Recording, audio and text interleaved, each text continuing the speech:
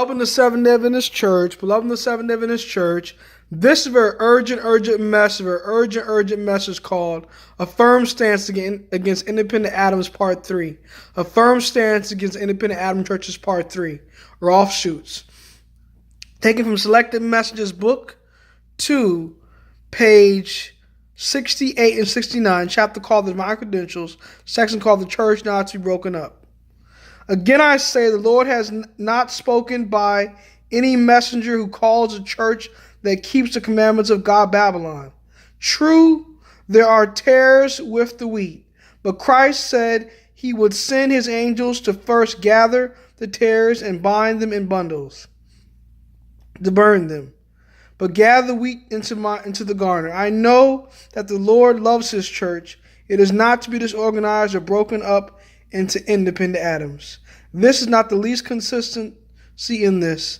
There is not the least evidence that such a thing will be. Those who shall heed this false message and try to leaven others will be deceived and prepared to receive advanced delusions, and they will come to naught.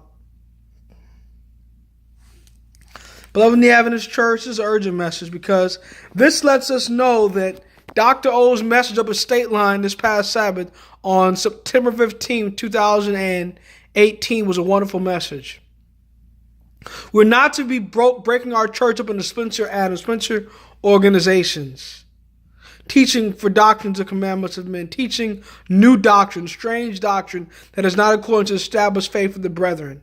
Testimonies of Church Fire and Fire, page 291. You got the Shepherd Rods. You got the Free Adventists. You got so many different splinter organizations. You have independent churches that break away because of the 501c tax status and because of women's ordination issues and other issues like that. Even if this church in General Conference begins to start ordaining women as pastors, I'm still going to return a faithful tithe to the Seventh-day Adventist Church, and I'm going to rebuke the apostasy and attend churches that are against that policy, beloved in the Adventist Church. And there's nothing wrong with attending a self-supporting church that's not attacking the church, beloved, in the Adventist Church, and supporting them with offering after you support the conference with your tithe, beloved in the Adventist Church. But make sure you support the conference with your tithe.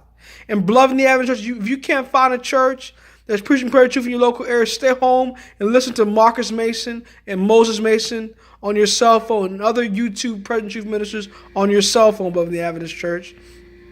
And make sure you return tithe to your local church and attend the Sabbath school in the morning and the evening so you can understand how to get closer to Jesus in his last days, beloved in the Adventist Church.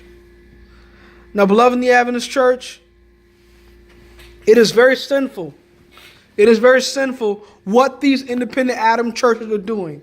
They attack Seventh-day Adventist leadership at the head of the work up at the General Conference. They don't support Seventh-day Adventist leadership up at the General Conference with their tithe offering or missionary work. They draw men to themselves, not to Christ. Beloved in the Adventist Church, we need to stay faithful to the Seventh-day Adventist Church, to the movement that God has given us for these last days, and not break away from it and not accuse it of being Babylon. The Seventh Church is not Babylon and will never become Babylon. Testimonies of Ministry and Gospel Work shall be called the Ruling Church and not Babylon. And we also need to understand we need to return tithe and offering to God's Roman Church. Yes, the Roman Church is an apostasy. We agree that the Seventh-day Church is an apostasy. Yes. It's always been an apostasy. But Sister White never left the church. When they asked her about reorganization in the Adventist Church, when they asked her, when she said to reorganize the church because of its structure and because of the kingly authority of the North American division with the General Conference that would come in later years, she still stayed with the church. So we're not to leave this church such time as this. We're to meet the apostates, the Omega apostates in the church. We're to be faithful in our tithe and offering. We're to stay with the God's church and be faithful in these last days, beloved. That is what God is calling us to in these last days. Be faithful to the remnant church. We must be loyal to the Seventh-day Adventist Church, beloved. Can we be loyal? Yes, you can be loyal. Be loyal to the Seventh-day Adventist Church. And I'm not simply saying this because I have a degree from Oakwood in church leadership certificate or social security church leadership from Oakwood, and because I'm trying to go along with the system. I'm saying this because I sincerely believe this. God is not working to get us to break away from God's room church in these last days, beloved. We need to build this church up, beloved, in the Adventist church. Now, beloved, if you leave the Seventh-day Adventist church and you call it Babylon and you speak against its leaders, beloved, you're going to be lost. You're going to be a lost person. You're going to wake up in the second resurrection. You're going to fires of hell going to destroy you because you will not support God's church in his last days, beloved. Maranatha, God bless.